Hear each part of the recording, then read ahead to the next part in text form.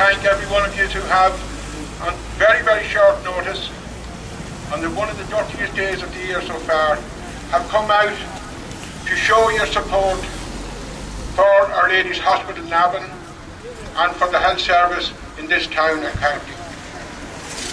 I have only 4 points to make.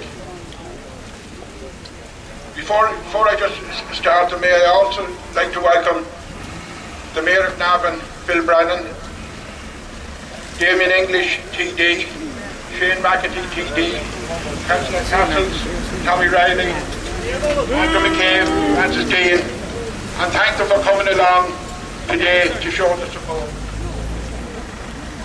And Councillor Ford, all the way from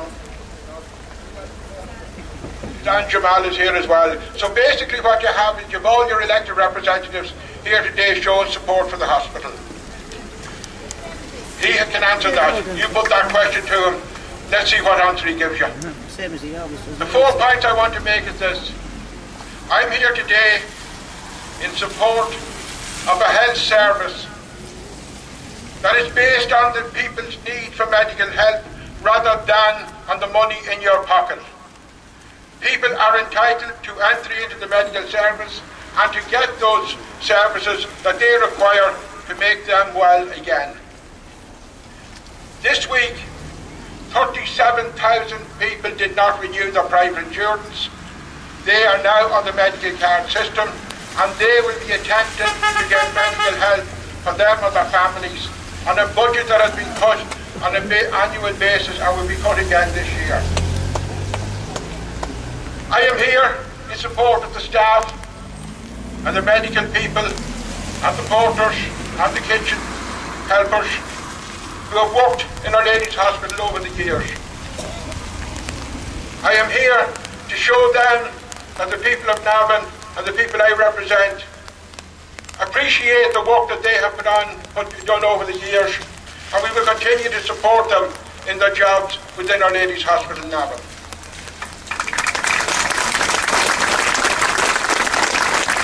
Our Lady's Hospital is no more a perfect hospital than any other hospital in this country.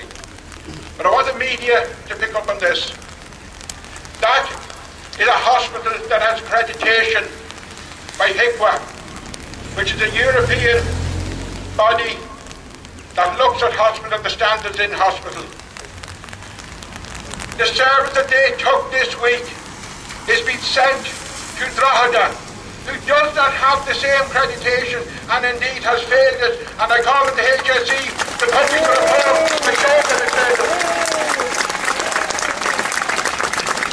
These are the people that talk about patient care and standards. Publish the HICWA report on the Cllr hospital and compare it with that hospital in there.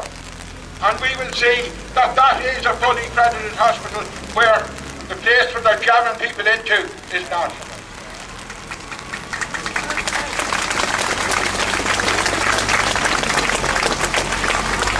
I am also here in support of the local GPs who have spoken out this week in support of the hospital and the services in it. And I thank them from the bottom of my heart. But I would say to other GPs around the county, now is not the time to be silent. Now is not the time to be careful with your words. Now is the time to have the courage to come out and stand up and speak out in support of the services in this hospital.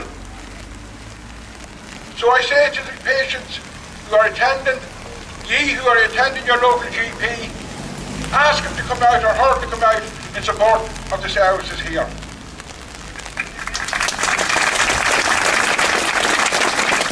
Last week, before we knew of the withdrawal of the acute services, I happened to be speaking to a doctor in the town here, the most apolitical of people, only interested in his patients and in his family.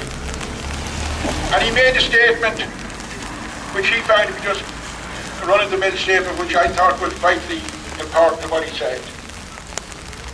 He said, the health service today is worse than the health service that I started with 30 years ago.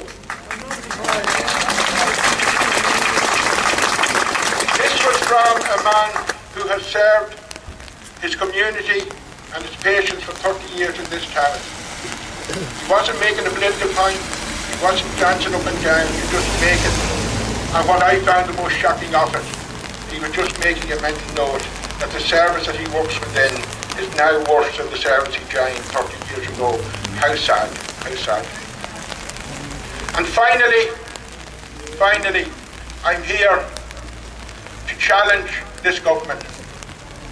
I am here to challenge this government on the priority that they have given to the health service over the years. They have pumped billions of taxpayers' money into it, and I bring you back to the words of those doctors. The service is worse now than it was 30 years ago. Why have we pumped billions into a service that people have to wait for a year, 18 months to receive treatment? Why have we pumped billions into a service that cannot respond to people's needs? Why have we pumped billions into a service that is now worse than any of the other services throughout Europe? We have done so because the politicians and the government have handed the power of policy to the HSE. And the HSE is unelected, unaccountable, and it doesn't care. It does what it does to suit itself, not to suit patients. I'm telling you here and now, the biggest disaster that hit the health service in this country was Mary Harney. And the sooner she goes, the fact that the health service will